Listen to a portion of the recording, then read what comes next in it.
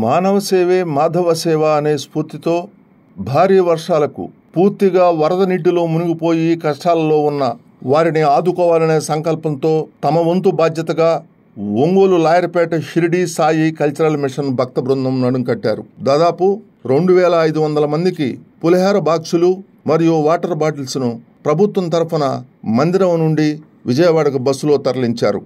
విజయవాడలో వరదలకు గురైన బాధితులు త్వరగా కోలుకోవాలని కోరుతూ బాబా మందిరంలో ప్రత్యేక పూజలు చేశారు.